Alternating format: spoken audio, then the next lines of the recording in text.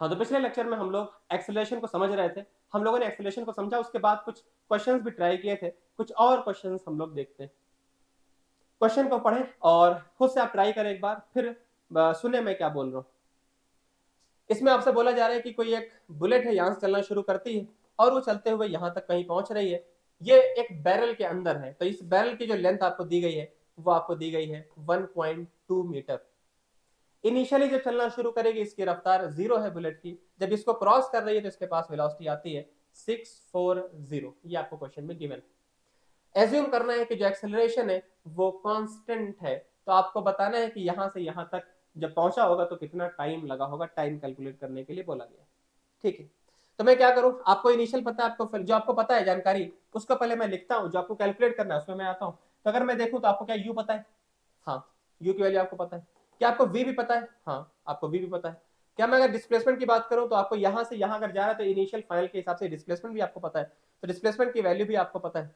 आपको एक्सेलरेशन पता है क्या? नहीं। हमें पता क्या लगा, ये तीन बातें पता है, ये बात नहीं पता है। इन चारों का रिलेशन किस में आता है? ये चारों रिलेशन किस में बनता है? तो ये हमारे पास रिलेशन होता है v square is equal to u square plus 2as। V की वैल्यू आप पुट कर दें, यू की वैल्यू भी आप पुट कर दें, एक्सेलरेशन की वैल्यू निकालना है, एस की वैल्यू आप पुट कर दें। यहां से आप सॉल्व करोगे तो ए की वैल्यू आएगी 640 का स्क्वायर अपॉन 2 इंटू 1.2। ये हमारे पास एक्सेलरेशन की वैल्यू आ गई। सही। अब क्वेश्चन में आपसे पूछा गया यहां से तक का टाइम बताओ, आपसे एक्सेलरेशन नहीं पूछा गया, तो हम क्या करें? अब टाइम निकालने के लिए मैं क्या करूंगा, आपको u पता है, v पता है, a भी पता लग गया, तो क्या टाइम निकालना आपको आएगा? तो टाइम निकालने के लिए हम यूज करेंगे v is equal to u plus a t. आपको v पता है, u भी आपको पता है, आपने एक्सेलरेशन भी पता कर लिया है, तो ये हमारे पास इस तरह का रिलेशन बनेगा। टाइम की वैल्यू यहाँ से कैलकुलेट करनी थी, आप थोड़ा सा कैलकुलेशन करेंगे, थोड़ा सा कैलकुलेशन है, इसको आप सॉल्व करोगे तो ये कुछ, ये लिखा है 640 स्क्वायर है, मतलब मैं इसको दो बार लिख देता हूँ। इसको आप सॉल्व करना, सॉल्व करने के बाद जो आपके पास वैल्यू बनती वो आपके पास मैं लिख देता हूँ। ये वैल्यू आती है 0.00375। ये हमारे पास वैल्यू आती। ऑब्वियसली अगर मैं सारी बातें एसआई यूनिट्स में रखूंगा तो हमारा जो आंसर होगा वो भी एसआई यूनिट्स में ही आएगा, मतलब टाइम के एसआई यूनिट सेकंड्स होती है। तो ये वैल्यू हमारे पास आ गई। अब हमारे जो ऑप्शन है, ऑप्शन मैच कराएं, तो ऑप्शन में ऐसा कुछ तो लिखा हुआ दिख नहीं रहा है, इस तरह सेकंड में ऑप्शन तो नहीं है। यहाँ पर एक वर्ड इस्तेमाल किया एमएस, मतलब मिली सेकेंड। तो क्या आपको सेकंड से मिली सेकंड कन्वर्जन आता है? क्या करना होगा, एक सेकंड में होते हैं 1000 मिली सेकंड्स, एक सेकंड में होते हैं 1000 मिली सेकंड्स। तो ठीक है, तो मैंने क्या किया, यहां पर जो सेकंड लिखा हुआ था ना, इस सेकंड को मैंने लिख दिया 1000 मिली सेकंड्स, मैंने ऐसा लिख दिया। तो अब इसको आप मल्टीप्लाई करोगे, तो इसको मल्टीप्लाई करोगे तो ये मल्टीप्लाई जब इसके साथ करोगे तो ये वैल्यू आ जाएगी, यहां से कितना आ जाएगा, यहां पर अगर 3 जीरो है तो ये डेसिमल हमारा 3 पॉइंट पीछे चला जाएगा, यहां आ जाएगा, तो ये हमारे पास लिखा जाएगा 3.75 और यूनिट के नाम पे मिली सेकेंड्स लिखा हुआ है, तो यही हमारा आंसर हो जाता है। तो इस तरह से क्वेश्चन को सॉल्व करना होगा। ठीक है, अगला सवाल देखते हैं। इसमें आपसे बोला जा रहा है कि हमारे पास एक कोई बुलेट है, उसको फायर किया गया है। अब उसमें ऐसा बोला जा रहा है कि टारगेट को फायर करते हैं तो जो भी उसके पास वेलोसिटी थी वो वेलोसिटी हमारी कम होकर के आधी हो जाती, लॉस हाफ इट्स वेलोसिटी। तो अगर आधी लॉस हो गई तो बची कितनी? आधी। तो इसका मतलब पहले अगर रफ्तार u थी तो बाद में इसकी रफ्तार होगी u/2 आफ्टर पेनेट्रेटिंग 4 सेंटीमीटर। इसका मतलब है कि यहां से जो बॉडी यहां तक गई है, इसके अंदर इंसर्ट हुई है, ये 4 सेंटीमीटर इंसर्ट हुई है। मैं इसको लिख देता हूं, कुछ डी लिख देता हूं मैं इसको। सही, ठीक है। फिर क्या बोल रहे हैं, further it penetrates before coming to rest. तो ये वाली बॉडी किसी एक बॉडी के अंदर है, ये वाली बुलेट, जिसको पेनिट्रेट करते हुए यहां से इंटर करते करते जा रही है, आगे बढ़ती हुई जा रही है। तो सवाल आपसे बोला जा रहा है कि फर्दर ये कितना, मैं इसको मान लेता हूं x, फर्दर ये कितना पेनिट्रेट करेगा जब जाकर के ये रेस्ट पे आ जाएगा, मतलब इसकी जो वेलोसिटी है वो 0 हो जाएगी। तो ये आपको x आपसे पूछा गया है, कितना और चलने के बाद ये वाली बॉडी रेस्ट पे आ जाएगी। Question clear? कि कोई एक बुलेट है, वो किसी एक बॉडी के अंदर इंसर्ट कर रही है, जब 4 सेंटीमीटर चलती है तो इसके पास वेलोसिटी आधी हो जाती, उसके बाद बॉडी कितना और चलेगी कि उसकी रफ्तार 0 हो जाए, ये आपको बोला जा रहा है। सवाल में लिखा हुआ है कांस्टेंट हमें रेजिस्टेंस मानना है। कांस्टेंट रेजिस्टेंस, रेजिस्टेंस मतलब फोर्स वाली बात हो रही है, तो कांस्टेंट अगर फोर्स है तो इसका मतलब, अभी वैसे आपने नहीं पढ़ा है फिकल 2 में, लेकिन ठीक है मैं मान के चलता हूँ आपको बेसिक आइडिया तो होगा या फिकल 2 में। तो अगर फोर्स हमारा कांस्टेंट होगा इसका मतलब एक्सेलरेशन की वैल्यू भी कांस्टेंट होगी। अच्छा रेजिस्टेंस मतलब क्या होता है? रेजिस्टेंस तब लगता है जैसे अगर आप एयर रेजिस्टेंस की बात करो, तो अगर आप आगे चलते हैं तो एयर रेजिस्टेंस आपको पीछे लगता है, अगर आप इधर चलना शुरू कर देंगे तो आपका रेजिस्टेंस लगेगा। इसका मतलब जिधर आप जा रहे होते हैं उसके अपोजिट डायरेक्शन में रेजिस्टेंस लग रहा होता है, जिसका मतलब है कि एक्सेलरेशन हमारा किधर होगा, जिधर हम जा रहे हैं उसके अपोजिट डायरेक्शन में हमारा रेजिस्टेंस होने वाला है, ऐसा रहेगा ये। तो रेजिस्टेंस हमारा मतलब एक्सेलरेशन जो होगा वो ऑब्वियसली अपोजिट होगा, होना भी चाहिए अपोजिट। क्यों अपोजिट क्यों होना चाहिए? क्योंकि आपको दिख रहा है कि स्पीड हमारी कम हो रही है, स्पीड कम तभी हो सकती है जब एक्सेलरेशन हमारा वेलोसिटी के अपोजिट डायरेक्शन में हो। सही है, ठीक है। तो मैंने इसको इस तरफ मान लिया। अगर मैं इस वाले पॉइंट को लिखता हूँ ए, ये वाला पॉइंट बी, ये वाला पॉइंट सी। पहले मैं इक्वेशन लगा दूं यहां से यहां तक में, मैं ए से बी इक्वेशन लिख देता हूं। तो ए से बी अगर मैं इक्वेशन लिखूं तो क्या लिखा जाएगा? ए से बी इक्वेशन लिखो आप, ए से बी। तो ए से बी अगर हम इक्वेशन लिखे, कौन सी इक्वेशन लिखनी चाहिए? आपको यू पता है, मतलब इनिशियल रफ्तार के बारे में कुछ आइडिया है, बेसिक आइडिया है। आपको फाइनल रफ्तार के बारे में बेसिक आइडिया है, u/2 है। तो ये आपको इनिशियल और फाइनल वेलोसिटीज के बारे में आइडिया है, आपको उनके बीच का गैप का आइडिया है, और एक्सेलरेशन तो मैं यहाँ पर ए मान ही रहा हूँ। तो इन चार चीजों से ही रिलेट करके हमें इक्वेशन लिखनी होगी, कौन सी इक्वेशन लगाई जाए। हाँ सही आप सोच रहे हैं, आंसर थर्ड होगा, third equation, v square is equal to u square plus 2as। Time वाली इक्वेशन अगर आप सेकंड यूज करते हो या फर्स्ट यूज करोगे उसमें टाइम आ जाएगा, और टाइम से हमें कोई लेना देना है नहीं सवाल के अंदर, तो टाइम यूज नहीं करें, हम सेकंड इक्वेशन या फर्स्ट इक्वेशन यूज नहीं करेंगे, हम सीधा थर्ड पे चलेंगे। तो थर्ड इक्वेशन लगाओ, v square is equal to u square plus 2as। तो v कितना हो जाएगा, a टू b में ये हमारा v माना जाएगा, मतलब u/2। इनिशियल अगर मैं बात करूं तो ये हो जाएगा u, सिंपल u लिख दिया आपने। एक्सेलरेशन अगर देखें तो ये बॉडी का एक्सेलरेशन इस तरफ है, तो इस डायरेक्शन को मैं अगर इस तरफ को प्लस लिखता हूं तो ऑब्वियसली इसको मैं माइनस लिखूंगा, इसको आप माइनस साइन के साथ लिख देंगे। s की वैल्यू कितनी है, इसको मैं फिलहाल d लिख देता हूं, d की वैल्यू 4 है, मैं रखूंगा बाद में, अभी नहीं, अब ऐसे ठीक है फिलहाल। तो मैं यहां से अगर इसको इधर लेके जाऊं तो ये आएगा 2ad is equal to u square minus u/2 का स्क्वायर, मतलब u/2 स्क्वायर। तो ये कितना हो गया सॉल्व करके, यू स्क्वायर बाई 4 सॉल्व करोगे तो ये वैल्यू हो जाएगी 3u स्क्वायर बाई 4। ये हमारे पास वैल्यू आ गई 2ad की। यहां तक सही चल रहा है, ठीक है। अब अगर हमें यहाँ x निकालना है तो ऑब्वियसली हमें इक्वेशन b से लेकर के c तक लिखनी होगी। तो मैं अब इस बार इक्वेशन लिखने जा रहा हूँ b से लेकर के c तक, b टू c इक्वेशन लिखूंगा। कौन सी इक्वेशन लिखी जाए, आपको u और v का आइडिया है, आपको डिस्प्लेसमेंट और एक्सेलरेशन इन्हीं चारों पे हमें लिखना होगा, टाइम से कोई लेना देना है नहीं, इसलिए हम लोग यहाँ पर भी सेम इक्वेशन प्रेफर करेंगे, u square is equal to u square, v square is equal to u square plus 2as। तो यहाँ से वैल्यू क्या आ जाएगी, v हमारा हो जाएगा 0, ये हो जाएगा u/2 का स्क्वायर। एक्सेलरेशन की वैल्यू इस तरफ है, मैंने माइनस में लिख दिया, और s को मैंने लिख दिया x। तो यहां से रिलेशन आ गया 2ax is equal to u square by 2 square मतलब 4। तो ये हमारे पास दूसरा रिलेशन बना, ये हमारे पास पहला रिलेशन बना। अगर मैं इसको डिवाइड कर दूं, मैं ऐसा लिख दूं कि दूसरी इक्वेशन को हम अगर पहली इक्वेशन से डिवाइड कर लें तो ये आएगा 2ax अपॉन 2ad। तो a से a खत्म, 2 से 2 खत्म, तो ये आ जाएगा x बाई d। इसको मैंने इससे डिवाइड किया, तो इसको इससे डिवाइड करोगे तो ये आएगा x बाई d। इस तरफ अगर देखोगे तो ये वाली चीज है 1/4, यहाँ पर u स्क्वायर बाई 4, यहाँ पर भी u स्क्वायर बाई 4 खत्म हो गया, u स्क्वायर बाई 4 से u स्क्वायर बाई 4, तो यहाँ पर क्या बचा 1, यहाँ पर क्या बचा 3, तो ये हो गया 1/3। तो यहां से अगर मैं देखूं तो x की वैल्यू क्या आ गई, x इज इक्वल टू आ गया, या ऐसा बोलो क्रॉस मल्टीप्लाई करके 3x is equal to d। तो यहां से पता लगा x की वैल्यू आ गई d/3। तो d की वैल्यू है कितनी, 4 सेंटीमीटर। आंसर हो गया 4/3 सेंटीमीटर। 4/3 मतलब 1.33। ये हमारा आंसर हो गया। आराम से सोच ले, समझ ले, आगे बढ़ते हैं।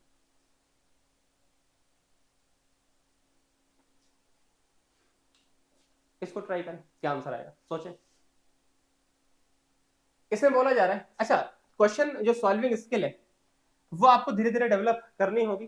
क्वेश्चन आपने समझ लिया, पढ़ लिया, उसके बाद डायरेक्टली आप लोग फॉर्मूला लगाने शुरू करते हैं, ये काम नहीं करना है। क्वेश्चन में पहले समझ लें, उसके बाद उसको ड्रॉ कर लें, थोड़ा सा बना लें कि सवाल में क्या पूछा है, क्या क्या बातें आपको दी है, थोड़ा सा ड्रॉ कर लिया करें। फिर उसके बाद अगर आप इक्वेशन लिखेंगे तो आपके लिए इक्वेशन लिखना रिलेटिवली आसान हो जाएगा। इसलिए मैं, अगर आप ऑब्जर्व करेंगे, मैं हर बार कुछ ड्रॉ करता हूँ जो सवाल में दिया होता है। तो क्वेश्चन में क्या बोल रहे हैं कि यहाँ से स्टार्ट करता है फ्रॉम रेस्ट, तो रेस्ट से चलना शुरू किया, इसके पास रफ्तार हो गई 0।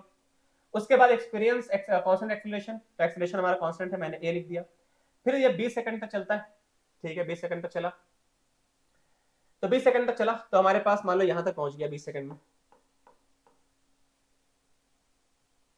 अच्छा एक सेकंड, तो ये जर्नी हमारे पास है टोटल 20 सेकंड की है, तो अगर टोटल हमारी जर्नी 20 सेकंड्स की है, यहां से यहां तक 20 सेकंड लगा होगा, तो पहले 10 सेकंड में बोल रहा है it covers distance s1 in first 10 seconds.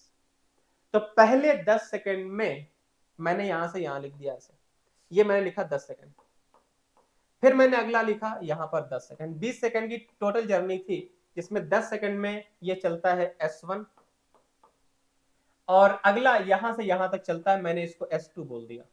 s2 मैंने बोल दिया कि यहां से अगले 10 सेकंड में ये कुछ s2 चलेगा, हमें नहीं पता कितना चलेगा, मैं देखूंगा। तो सवाल ये बोल रहा है कि कितनी डिस्टेंस चलेगा, मतलब आपसे s2 पूछ रहा है, s2 कितना होगा, अगले 10 सेकंड में कितना चलेगा।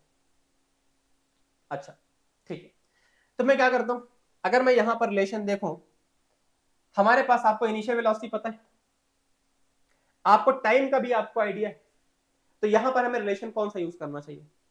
इसको मैं लिखता हूं ए, इसको मैं लिखता हूं बी, इसको मैंने लिखा सी। क्या मैं ए टू बी इक्वेशन लिख सकता हूं, ए टू बी इक्वेशन लिख सकता हूं। कौन सी इक्वेशन लिखनी चाहिए ए टू बी में, पहले आप देखो ए टू बी में आपको जानकारी क्या क्या दी हुई है। आपको इनिशियल रफ्तार पता है, आपको फाइनल रफ्तार नहीं पता, यहां पर की रफ्तार आपको नहीं पता है, आपको यहाँ पर टाइम आपको पता है, तो टाइम की वैल्यू आपको 10 पता है, आपको डिस्प्लेसमेंट भी पता है s1, तो डिस्प्लेसमेंट भी आपको पता है s1, सही है।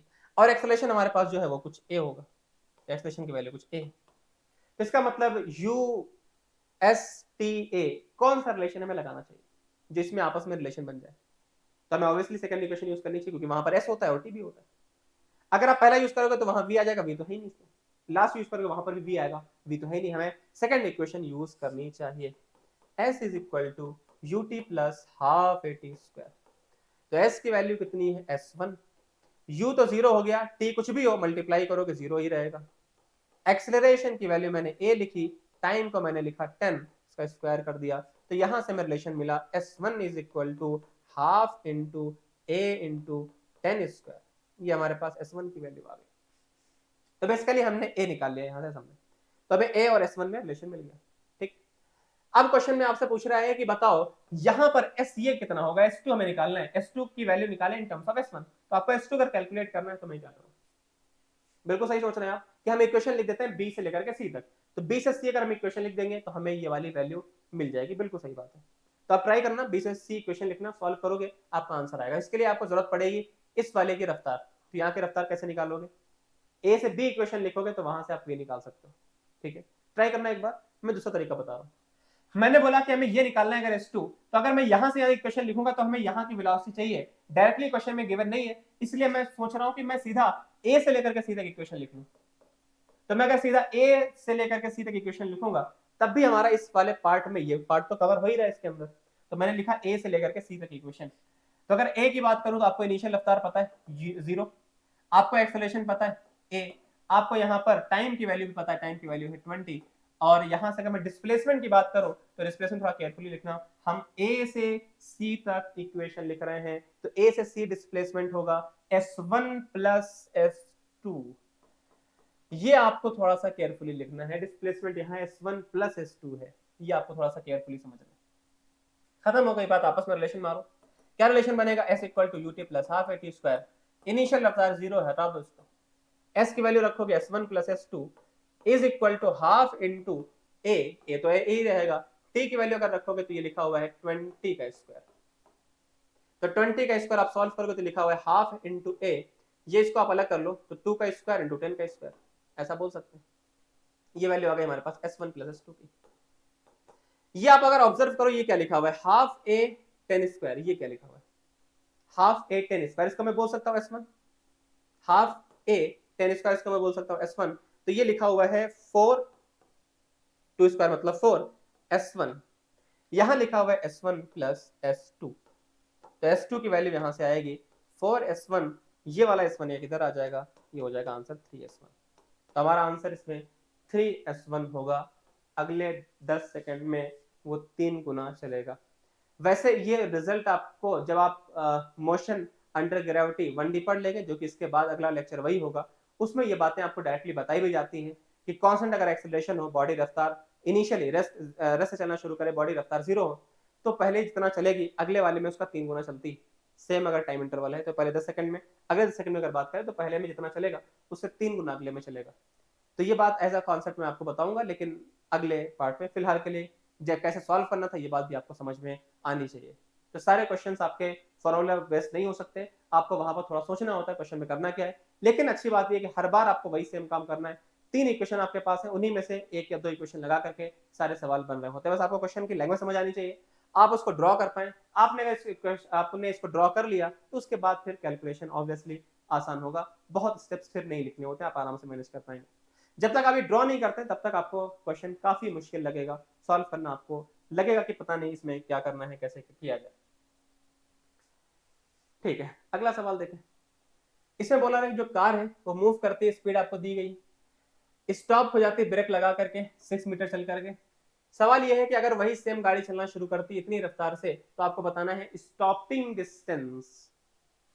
तो स्टॉपिंग डिस्टेंस का सवाल है ये। तो ये इंपॉर्टेंट अपने आप में कॉन्सेप्ट भी है कि स्टॉपिंग डिस्टेंस कैसे निकालते हैं। तो इसको आप एज अ कॉन्सेप्ट या क्वेश्चन आप जैसे भी समझना चाहें इसको समझ लें, इंपॉर्टेंट है। लेकिन तो मैं इसको स्टार्ट कर देता हूँ। दोनों के लिए इंपॉर्टेंट है, जेई और नीट दोनों के लिए इंपॉर्टेंट है। हाँ ठीक है, तो इसमें क्वेश्चन में बोला जा रहा है पहले सिचुएशन में इसके पास कुछ रफ्तार है u, मैंने इसको 50 को मैंने u मान लिया। तो बॉडी यहाँ चलना शुरू करती है और यहाँ जाकर के बॉडी रुक गई, इसकी रफ्तार हो गई 0। ऑब्वियसली इसमें ब्रेक लगी होगी तो ब्रेक से रिटार्डेशन होगा, रिटार्डेशन करके बॉडी धीरे धीरे करके रुक जाएगी।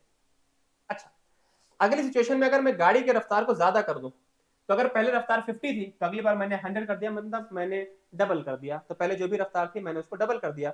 अगर डबल रफ्तार से गाड़ी चलेगी तो अगर आप ब्रेक लगाओगे तो ऑब्वियसली अब ज्यादा गाड़ी स्लाइड करने के बाद फिर जाकर के रुक पाएगी। तो ये गाड़ी यहाँ पर चलते चलते मान लो यहाँ जाकर के रुक गई, इसकी रफ्तार हो गई 0। और ये डिस्टेंस अगर आपको दी जा रही है डी, तो इसकी वैल्यू अगर आपके पास 6 मीटर आपको दी गई है, तो सवाल पूछा गया कि ये कितना होगा, ये आपको कैलकुलेट करना है। सही, ठीक है। इसमें बस कॉन्सेप्ट आप समझ लें, खाली छोटा सा कॉन्सेप्ट ये कि जब भी आपको सवाल बोलेगा कोई गाड़ी है, सेम गाड़ी की मैं बात करें तो सेम गाड़ी के लिए हम जो ब्रेक से रिटार्डेशन आता है वो हम सेम मानते हैं।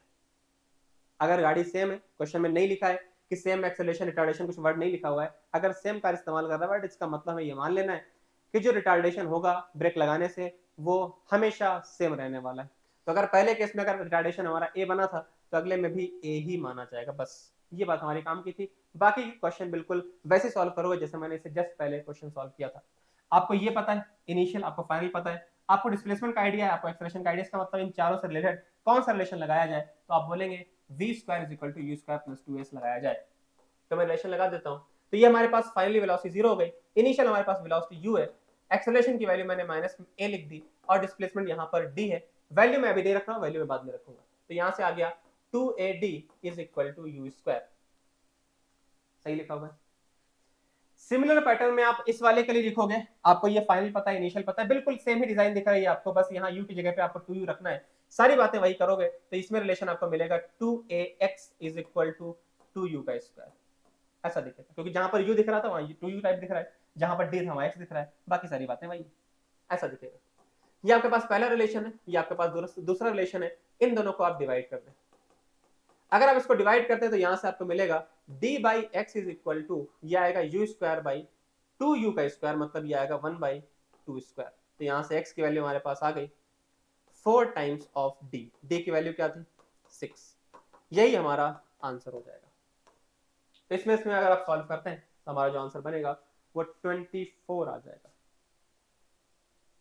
तो अगर हम स्पीड को डबल करते हैं तो स्टॉपिंग डिस्टेंस हमारी 2 का स्क्वायर हो जाएगी। अगर मैं रफ्तार को 3 गुना कर देता हूं 3 टाइम्स, तो हमारी जो स्टॉपिंग डिस्टेंस होगी 3 का स्क्वायर मतलब 9 टाइम्स हो जाएगी स्टॉपिंग डिस्टेंस। ये आप रटे नहीं, रटने वाली बात नहीं, आप क्वेश्चन स्टेप लिख ले, एक दो स्टेप लिखोगे आपका आंसर आ जाएगा। रटे नहीं, हर चीज रटी नहीं जाती। तो इसके बाद एक और क्वेश्चन देखते हैं जिसमें आपसे बोला जा रहा है कि कोई कार है, चलना शुरू करती है, रेक्टिलिनियर मोशन मतलब स्ट्रेट लाइन में चलती हुई बॉडी जा रही है, इनिशियली बॉडी की रफ्तार 0 है, क्वेश्चन में बोला जा रहा है जैसे चलना शुरू करता है। इसके पास जो एक्सेलरेशन है उसकी वैल्यू आपको बताई जा रही है 5 है, एक्सेलरेशन की वैल्यू हो गई 5। फिर ये बॉडी चलती रहती कुछ टाइम तक, तो कुछ देर तक बॉडी चलती रही। उसके बाद ऑब्वियसली अगर बॉडी चलेगी तो उसके बाद कुछ रफ्तार आ जाएगी चलते हुए, तो बॉडी के पास रफ्तार आ गई v। उसके बाद बोल रहा है कि बॉडी अब यूनिफॉर्मली चलती, तो यूनिफॉर्म मोशन का मतलब बॉडी पे एक्सेलरेशन 0 है, बॉडी की रफ्तार हमारी कांस्टेंट है, तो कांस्टेंट स्पीड से बॉडी आगे बढ़ती हुई जा रही है। तो अगर इसके पास v रफ्तार है तो बॉडी चलते हुए v रफ्तार से आगे बढ़ती रहेगी, इसके पास कोई भी एक्सेलरेशन रिटार्डेशन नहीं। उसके बाद फाइनली डी एक्सेलरेट, तो डी एक्सेलरेट का मतलब है रिटार्डेशन, मतलब जो बॉडी जिस तरफ जा रही होती है, डी एक्सेलरेट करने का मतलब है उसके अपोजिट डायरेक्शन में एक्सेलरेशन होगा, तो ये हमारे एक्सेलरेशन की डायरेक्शन हो गई। इसकी वैल्यू भी आपको पता है, इसकी वैल्यू दी गई है 5, तो ये वैल्यू भी आपको पता है। फिर बॉडी चलते हुए फाइनली रुक जाती है, तो बॉडी यहाँ रुक गई, इसकी रफ्तार हो गई 0। अच्छा, जो टोटल टाइम लगने वाला है यहां से लेकर के यहां तक, जो पूरा टाइम है, ये पूरा टाइम आपको दिया गया है 25 सेकेंड्स, ये आपको दिया गया। फिर आपको दिया गया यहाँ पर एवरेज स्पीड कितनी है, तो एवरेज स्पीड आपको दी गई 75 किलोमीटर पर आवर। अच्छा, इसमें कुछ भी अगर आपको कैलकुलेशन करना है तो पहले आपकी सारी यूनिट सेम होनी चाहिए। ये मीटर पर सेकंड में चल रहा है, टाइम सेकंड में चल रहा है, इसका मतलब ये भी हमें मीटर पर सेकंड मतलब एसआई यूनिट में लेकर के आना होगा, तो पहले आप इसको कन्वर्ट कर लो। तो ये लिखा हुआ है 75 किलोमीटर पर आवर को मीटर पर सेकंड में कन्वर्ट करने का तरीका मैं आपको बता चुका हूँ। तरीका क्या होता है, 5/10 से मल्टीप्लाई कर लो, तो 5/10 से मल्टीप्लाई कर लोगे तो ये हमारे पास यहाँ कैंसिल आउट हो गया, ये वैल्यू आ गई 20, तो ये हमारे पास वैल्यू हो गई 20। तो आपको एवरेज स्पीड पता है, एवरेज स्पीड का टोटल डिस्टेंस के साथ और टाइम के साथ रिलेशन होता है, तो एवरेज स्पीड होती है टोटल डिस्टेंस, जिसको मैं लिख देता हूं D, total distance upon total time. Total time तो आपको पता है 25, तो एवरेज स्पीड आपको कितनी पता है 20। यहां से आपने सॉल्व किया तो ये वैल्यू आपको डी की मिल गई, 25 इंटू 20 ये हो गया 500। तो 500 हमारे पास टोटल डिस्टेंस आ गई यहां से लेकर के यहां तक, ये पूरी डिस्टेंस भी आपको पता लग गई 500 मीटर्स है। तो आपसे बोला जा रहा है कि ये जो बॉडी है वो कितनी देर तक यूनिफॉर्मली मूव की होगी, यहां से यहां तक में कितना टाइम लगा होगा, ये टाइम आपको कैलकुलेट करना है। वैसे आप सारा टाइम निकाले ना, इसका भी निकालना, इसका भी निकालना, इसका भी टाइम निकालना, सबका अलग निकाले ना, सवाल ने पूछा वैसे सिर्फ ये वाला पार्ट गया है। इसको जब सॉल्व करोगे तो इसका आंसर 20 सेकेंड्स आता है। अच्छा सवाल है, आराम से टाइम दे करके इसको आप सॉल्व करें। मैंने आपकी थोड़ी सी हेल्प कर दी, इसको ड्रॉ कर दिया है। अब इसके बाद आप इक्वेशन लगा करके इसको एक बार ट्राई करना, सॉल्व करने की कोशिश करना। ये अच्छा सवाल है, इन जनरल वैसे सवाल ये काफी अच्छा सवाल है, मुश्किल सवाल है ये। इसको हम लोग एक और तरीके से करते हैं, जब हम लोग वेलोसिटी और टाइम का ग्राफ पढ़ेंगे वहां से ये सवाल थोड़ा इजी हो जाता है, क्वेश्चन आप देखते ही सॉल्व कर पाएंगे। लेकिन यहाँ पर आपको स्टेप्स लिखने होंगे, थोड़ा सा मुश्किल सवाल है, ट्राई करना आप। ठीक है, मैंने आपको आंसर बता दिया, आंसर क्या आएगा। अगला सवाल देखें, इसमें बोला जा रहा है जो बॉडी है उसमें डिस्प्लेसमेंट आपको दिया गया है 20 मीटर। ठीक है, मैंने ड्रॉ किया, सिचुएशन बनाई मैंने। तो बॉडी चलती है वो 20 मीटर चलती है पहले 2 सेकंड में, तो 2 सेकंड में बॉडी जो ट्रेवल की वो डिस्टेंस चलती है 20 मीटर, बहुत बढ़िया। उसके बाद अगले 2 सेकंड में जो बॉडी चलती है, अगले 2 सेकंड में जो बॉडी चलती है वो 60 मीटर चलती है, मैंने लिख दिया 60 मीटर चलती है, बहुत बढ़िया। फिर उसके बाद बोल रहा है इनिशियल वेलोसिटी बताओ, यहाँ वाला मतलब u, और बॉडी के पास एक्सेलरेशन कितना है आप ये बताओ। एक्सेलरेशन को आपको कंसीडर करना है कांस्टेंट, कांस्टेंट कंसीडर करना है, ये सवाल है आपसे पूछा गया है। तो अगर इनिशियल रफ्तार u आपको नहीं पता है, बॉडी 20 मीटर चलती है 2 सेकंड में, अगले 2 सेकंड में वो 60 मीटर ट्रेवल करती है, तो सवाल में आपसे u और a पूछा गया है। मैं क्या करूं, मैं नंबरिंग लिखता हूं पहले, a b और c। हमें टारगेट करना है u को, u हमें निकालना है, तो हमें एक इक्वेशन लिखनी चाहिए u से a से लेकर के b तक। तो a से मैंने b इक्वेशन लिखी, कौन सी इक्वेशन लिखोगे, आपको टाइम पता है, आपको ये डिस्टेंस s पता है, s t, और आपको u पता है, और a का भी आइडिया है, मतलब निकालना है वैसे, लेकिन हमें इन्हीं टर्म्स में u और a निकालना है, और ये बात आपको दी गई है। तो इसका मतलब हमारे पास s के बारे में कुछ आइडिया है, टाइम के बारे में आइडिया है, इनिशियल रफ्तार के बारे में आइडिया है, एक्सेलरेशन का आइडिया है, इसका मतलब s equal to ut plus half है t² यूज करना चाहिए।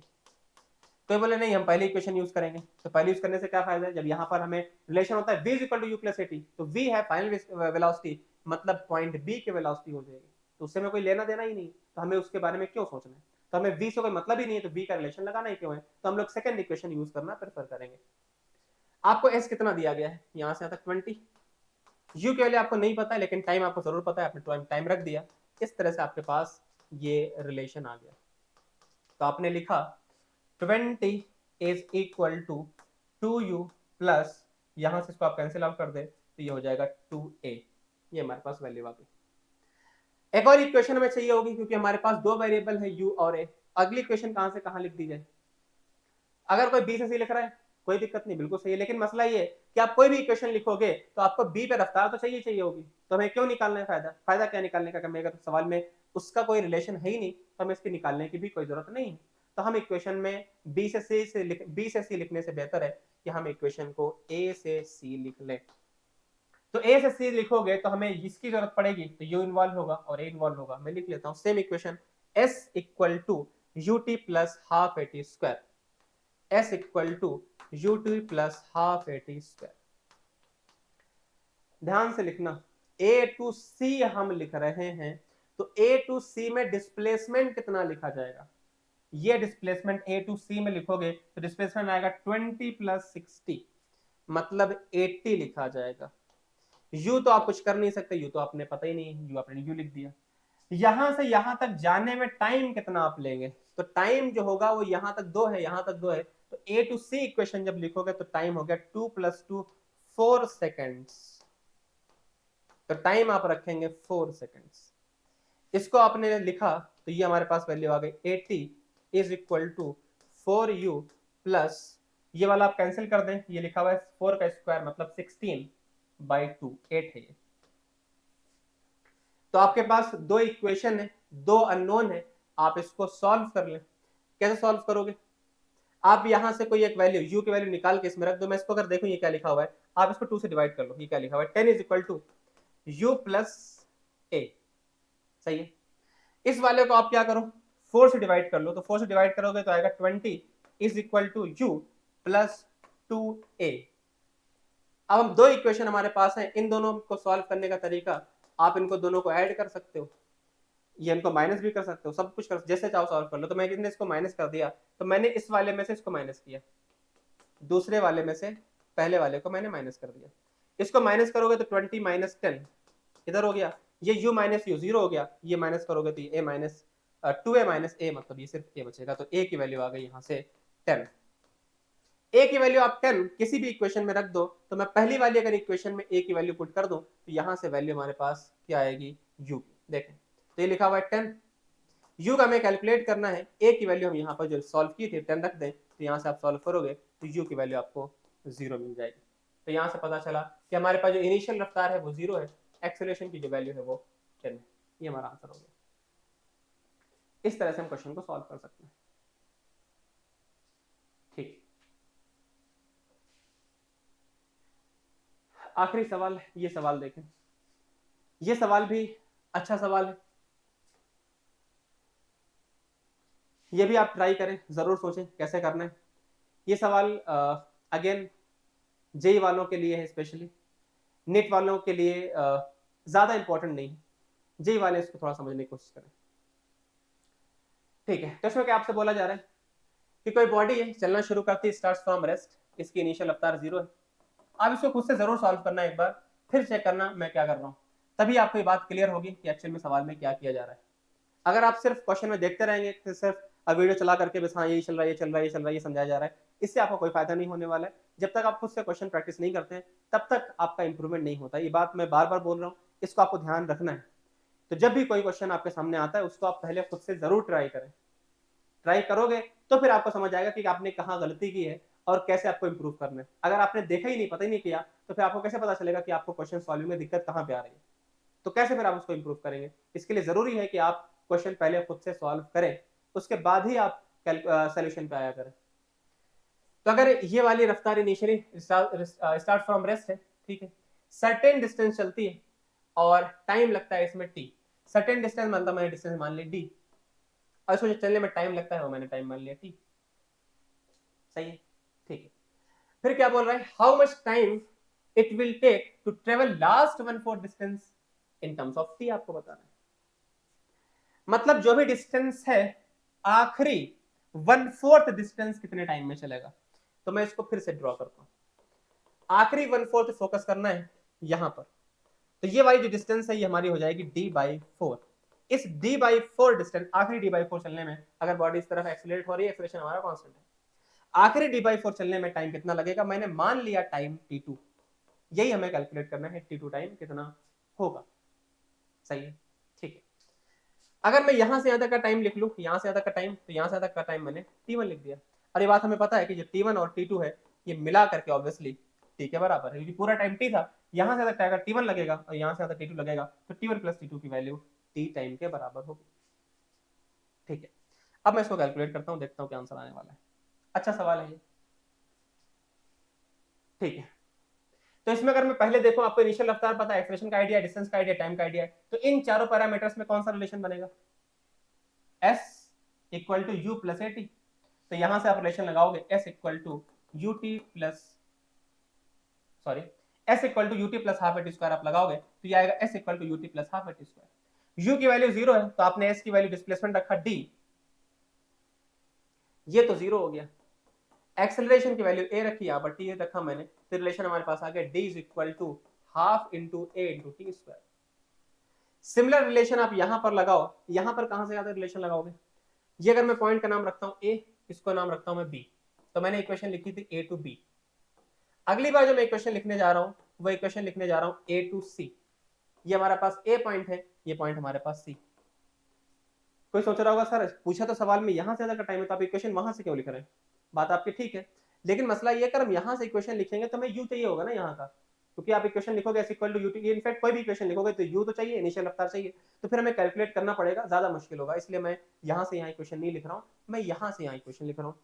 तो मैंने a से लेकर के c तक इक्वेशन लिखी, same equation s equal to u t plus half a t square. तो ये s कितना होगा, अगर पूरी डिस्टेंस हमारे पास d थी, ये वाला पार्ट d/4 है, तो ये वाला पार्ट हो जाएगा d माइनस d/4, मतलब 3d/4। तो ये डिस्टेंस आपको पता लग गई 3d/4। Displacement is equal to u t, u तो 0 है, half into a into t square, t की वैल्यू है यहाँ पर t1। हम a टू c इक्वेशन लिख रहे हैं, अब क्या करो, इनको कर दो डिवाइड। तो अगर मैं इसको डिवाइड करता हूं, ये पहला रिलेशन है, ये वाला दूसरा रिलेशन है, इनको अगर आप डिवाइड करते हो तो डिवाइड करके आपको यहां से वैल्यू मिलेगी 4/3 इज इक्वल टू, इसको मैंने इसे डिवाइड किया तो ये आएगा 4/3 is equal to t square upon t1 का स्क्वायर। तो यहां से हम t1 की वैल्यू कैलकुलेट करते हैं, तो ये वैल्यू हो जाएगी t1 is equal to √3/2 times of t। ये हमारे पास t1 की वैल्यू आएगी। सवाल में t1 नहीं पूछा था, सवाल में आपसे t2 पूछा गया है, ये बताओ कितना है। तो इस सवाल के लिए मैं इसके लिए क्या करूं, हमें पता है कि t1 और t2 मिला करके तो t के बराबर है ना, तो हम यहाँ पर t1 की वैल्यू, अगर मैं t2 निकालना चाहता हूं तो t2 की वैल्यू आएगी t माइनस t1।